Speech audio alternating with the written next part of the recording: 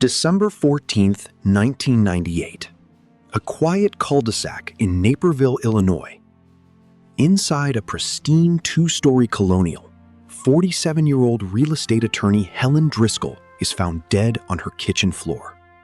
No forced entry, no weapon, no fingerprints, no DNA, at least none that the lab can match.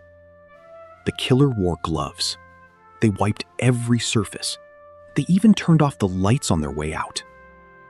To the lead detective, it looked like a ghost had committed the perfect murder. Except for one thing. One tiny human mistake. Helen Driscoll was a creature of habit. Every Tuesday night, she had dinner with her sister. Every Sunday, she went to church. And every evening at 8:15 p.m., she called her daughter, who was away at college. On December 14th, that call never came. Her daughter drove 3 hours home, found the back door unlocked, found her mother. There was no sign of struggle beyond the immediate kill zone, the lead detective later said. That told us she knew the attacker. Let them in. Helen had been struck twice with a blunt object, later identified as a marble bookend from her own study. The killer then placed the bookend back on the shelf, a signature of control. The autopsy showed defensive wounds on her left hand, meaning she had time to turn, to see the face. But she never screamed. No neighbor heard anything. Detective Robert Hall had 22 years on the force. He had seen arsonists confess in interrogation rooms. He had seen killers cry at their own press conferences. But this case was silent. The crime scene was sterile. Then Hall noticed the window. The back kitchen window faced a narrow alley. It was closed, but unlocked. The screen was intact. No dirt, no scuffs. The killer did not come in that way. But Hall wondered, did someone leave through it? No, that did not fit. What fit was the phone. Helen's landline had been used at 8:09 p.m., 6 minutes before her usual call to her daughter. The last number dialed? Star 67. Then a full number.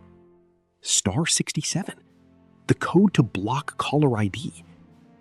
In 1998, very few people used Star 67 casually, but criminals did, and prosecutors' offices did, and private investigators. One name kept appearing in Helen's appointment book, Marcus Tann, a private investigator she had hired 3 months earlier to look into her estranged husband's hidden assets. Detective Hall pulled Marcus Tann's phone records. The number dialed from Helen's phone at 8:09 p.m., it belonged to a burner cell purchased 3 days earlier at a gas station 90 minutes away. No cameras back then. A dead end. Except Tann made one more mistake. When police searched his office, they found a pair of leather gloves in his desk drawer. On the outside of the gloves, nothing. But inside the right glove, a single hair. Not from Tann's head, from his wrist. DNA testing was still relatively new, but the lab was able to pull mitochondrial DNA from that hair follicle. It matched a hair found under Helen Driscoll's fingernail from her defensive wound. Tann had worn gloves, but when he put them on, his wrist brushed the inside of the cuff. And in that brief contact, he left behind the only physical evidence of the entire crime. One hair, 0.2 millimeters wide. In July 2001, Marcus Tann was convicted of first-degree murder. The prosecution's theory, Helen had discovered that Tann was working with her estranged husband to hide money, not for her. She threatened to expose him, so he staged a perfect crime. 3 years of planning. Gloves, no witnesses, no weapon left behind, no forced entry, and one hair. Helen Driscoll's daughter, now a forensic accountant, told the court something that stuck with Detective Hall for the rest of his career.